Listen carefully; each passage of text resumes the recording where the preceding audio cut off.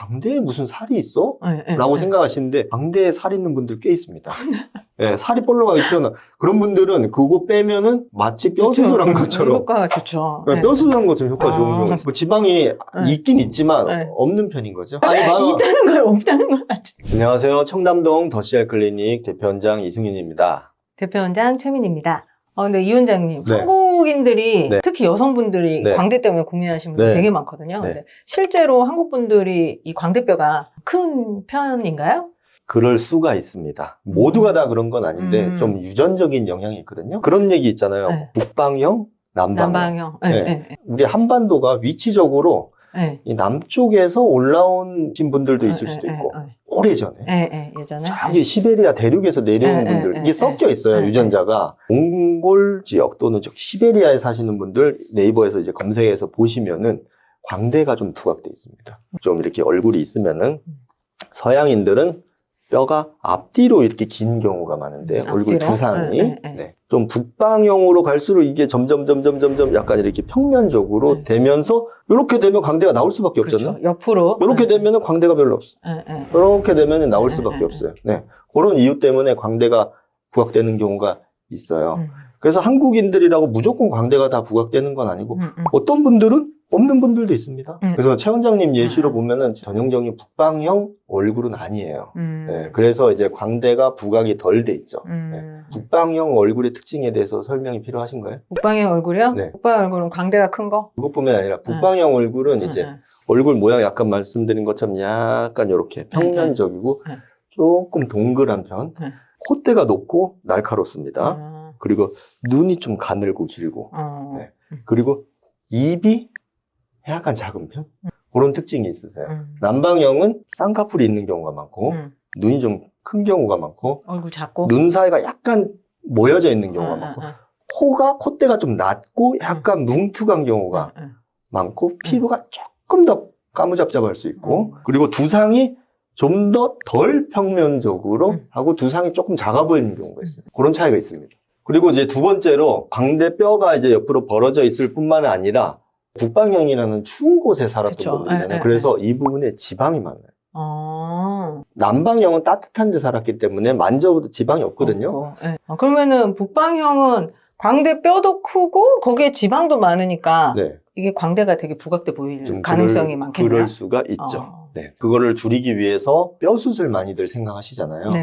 뼈를 친다 그러면은 좀 무섭잖아요. 그렇죠. 거부감이 있고 좀 위험할 수도 있고 만져봤을 때 뭐 뼈도 좀 있긴 하지만은 살이 많으신 분들은 지방만 빼도 어느 정도 이게 다듬어지는 효과가 있을 수 있고요. 심지어 만져봤는데 뼈가 생각보다 덜 튀어나왔는데 살이 있는 분들. 살이 볼록하게 있으신 분들. 광대에 무슨 살이 있어?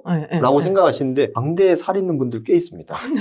살이 볼록하게 튀어나와. 그런 분들은 그거 빼면은 마치 뼈 수술한 것처럼 효과가 좋죠. 뼈 수술한 것처럼 효과 좋은 경우가 있어요. 그래요? 저도 좀 봐주세요. 살이 있는 것 같아. 뭐 지방이 있긴 있지만 없는 편인 거죠. 아니, 있다는 거예요, 없다는 건 아직. 아니, 살짝 있는 거죠. 눌러보면 바로 뼈잖아요. 바로 뼈죠. 푹신한데? 쑥 들어가야지. 알겠습니다. 지금 바로 뼈입니다. 그래서 이제 광대는 줄이고 싶지만 뼈 수술이 무서우신 경우 지방 제거, 지방 흡입 시술로 어떻게 할 수 있는지에 대해서 오늘 말씀드리도록 하겠습니다. 어떤 분들한테 효과가 좋은 시술인가요? 저 아까 말씀드린 것처럼 가장 베스트는 뼈는 조금 납작한 편인데 지방이 도톰하게 붙어 있는 경우. 광대에 살이 많은 경우. 그렇죠. 그런 경우가 이제 효과가 가장 좋고요. 근데 뼈가 좀 나와 있더라도 살도 많는 경우. 그런 분들도 어느 정도 줄일 수 있고요. 가장 안 좋은 경우는 뼈는 볼록한데 만져보면 살이 별로 없는 경우. 그러면 이제 효과가 적겠죠. 그쵸. 그리고 한 가지 더 있어요. 지방이 많기는 많은데 지방의 분포가 이렇게 넓게 분포되어 있는 경우보다 볼록 분포되어 있는 경우가 저는 효과가 좋습니다. 볼록한 경우는 조금만 빼도 뭔가 쏙 줄어들고 깎아낸 것 같은 느낌? 그럴 수가 있어요. 근데 그거 이제 상담을 해보면은 어떤 유형인지 알 수가 있어요. 그러면은 사실 광대 지방 흡입하면 조금 생소한 분들도 있을 텐데 난이도가 이런 다른 뭐 턱 지방 흡입 이런 데에 비해서 조금 있는 편인 시술인가요? 난이도가 고난이도죠. 고난이도. 얼굴 지방 흡입이라는 것 자체가 고난이도예요. 그래서 지방 흡입을 한다 그러면은 이제 아무것도 안 해본 의사가 처음부터 얼굴 지방 흡입을 할 수는 없어요. 바디부터 먼저 해서 지방 흡입의 기본기를 먼저 닦은 후에 그 다음에 이제 얼굴도 가장 간단하게 할 수 있는 데가 이중턱이거든요. 턱 밑. 네, 여기부터 이제 먼저 합니다. 자신감에 붙으면 그 다음에 이제 볼을 내요. 턱살. 여기보다 볼이 훨씬 어렵거든요. 제 자랑은 아니지만은 최소 1000건? 얼굴 1000건? 뭐 이중턱 볼 합쳐가지고 그래야지 강대로 넘어갈 수 있어. 왜냐면 굉장히 세심하게 테크닉으로 빼야 되거든요. 네. 여기는 얇잖아요. 지방층이 두꺼운 부위가 아니에요. 그래서 그렇죠. 조금만 빗나가도 패이거나 유착이 되거나 겉에서 보기에 패여 보이는 부자연스럽고 그런 거 있을 수 있고요. 이게 안면 신경이 일로 이렇게 이마로 지나갑니다. 눈 옆으로 해서 그거를 이제 손상시키면 안 돼요. 피해서 시술을 해야 되거든요. 그게 만약에 손상이 되면 어떤 일이 생길 수 있냐. 이쪽 이마 쪽이 움직임이 약간 둔해지거나 감각이 둔해지고 그런 거 있을 수가 있거든요. 이제 굉장히 세심하게 시술을 해야죠. 그리고 제일 어려운 데는 광대 중에서 여기 옆광대 말고 앞광대 여기가 제일 고난이 둬요. 그러면 봐봐요. 광대는 여기서 구멍을 뚫으면 일자예요. 그 일자간으로 시술할 수 있는데 요 밑에 앞광대 쪽 팔자지방 쪽은 90도 꺾이잖아요. 여기다 뚫으면 이제 그게 나중에 표시가 날까봐 그런 거죠. 점색이 나서 생길까봐. 그래서 여기다 뚫는데 안 보이는 데다 뚫어야 하는데 여기서 하려면 어렵다는 접근이 어렵다는 거네. 어렵고 그리고 여기 이제 온갖 입술이랑 안면 근육에 관련된 온갖 신경들이 여기에 집중돼 있으니까 그리고 얼굴 한가운데잖아요. 여기는 패여도 안 보여요. 그렇죠. 딱 보이거든요. 그래서 여기가 가장 고난이 됩니다. 그러니까 광대가 어려운 거예요. 그러면 저희 병원에서는 이렇게 꺾여 들어가는 관으로 위원장님이 직접 이렇게 특수 제작을 하신 거죠? 그렇죠. 그쵸. 캐뉼라가 그 관을 유식한 용어로 캐뉼라라고. 캐뉼라. 근데 이거 그 캐뉼라의 그 굵기가 사실 병원마다 이게 사용하는 캐뉼라 굵기가 다 달라가지고 실제로 다른 병원의 직원이 저희 병원에 염탐하러 오시거든요, 상담. 염탐하러 많이 와요. 되게 많이 와요. 왜냐면은 이렇게 물어보는 질문이 예사롭지 않잖아요. 대놓고 진짜. 상담할 때, 그러면 여기 할 때 캐뉼라 몇 자리 쓰는 거야? 이렇게 물어보시거든요. 그때 있으셨어. 많이 있어요. 대놓고. 진짜로. 그래서 그분 진짜 아직도 기억나는데, 그래가지고, 딴 병원에서 오셨어요? 내가 대놓고 물어봤어요. 그랬더니, 좀 가르쳐 주시면 안 돼요? 근데. 지령을 받고 오신 거지. 알아야 되는 거지. 그런 경우도 있어요. 그리고 이제 가장 중요한 게 지방을 뺄 때 그 피부 바로 밑에 있는 지방, 표층 지방, 그거는 이제 건드리면 안 됩니다. 거기서 모든 부작용이 다 생겨요. 패였다? 피부가 얇아졌다? 탄력이 떨어졌다? 유착이 됐다? 다 그걸 빼서 생겨요. 피부 바로 밑에 있는 거. 근데 이거 왜 빼면 안 되냐?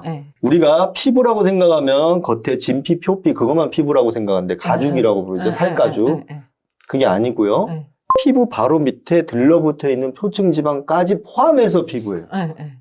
이거 밑에 거를 억지로 뺀다는 거는 피부 밑을 손상시키는 거예요. 진피 하부를 손상시키면은 진피 하부의 치유 과정에서 유착이 생깁니다.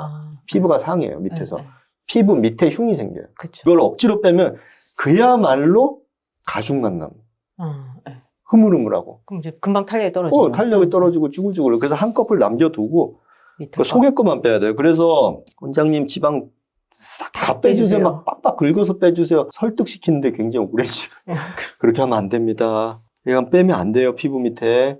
일부만 빼는 겁니다. 그림까지 막 그려가지고 설명을 드리죠. 그래서 광대 쪽은 안 그래도 지방층이 얇은데 거기서 또 한꺼풀은 남겨둬야 되는 거니까. 근데 진짜 속에 것만 빼야 되는 거잖아요. 그러니까 진짜 가느다란 걸로 빼야 되고 정교하게? 진짜 정교하게 빼야 되고 이렇게 얘기를 해야 되는 거예요. 빨리 하세요. 아니 그래서 정교하게 빼려면은 우리가 이제 빼면은 오른손만 중요하다고 생각하잖아요. 오른손이 중요한 게 아니고 왼손이 중요해요. 그거를 다 이거를 속으로 밀어 넣어야 돼. 왼손으로 계속 한 땀 한 땀 계속 밀어 넣어가지고 속으로 어떻게 빼야 돼. 그 테크닉이 있어요. 근데 그게 설명은 어렵지만 설명은 그렇죠. 근데 그걸 못하면은 피부 밑에 걸 뺄 수밖에 없어요. 그리고 아까 말씀드린 것처럼 이제 또 신경이 많으니까 잘 피해서 해야 되니까 신경이 대략 어떻게 지나가는지 이게 약간 있어야 돼요. 그렇죠. 그림처럼. 최대한 어떻게 잘 이렇게 피하는 방식으로 해가지고 신경이 없는 쪽은 하고 신경이 많이 분포되어 있는 쪽은 건드려도 문제가 없게 한 땅 한 땅 이렇게 네, 탁 네. 이렇게.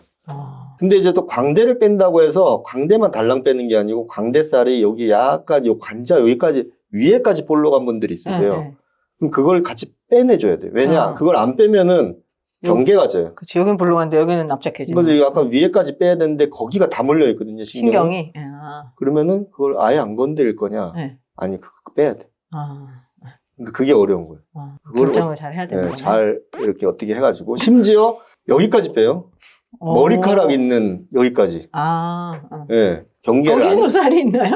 있어요. 아, 그래요? 거기 있으면 여기도 살 있어요. 아, 그래요? 거기까지 어떻게 해가지고 어떻게.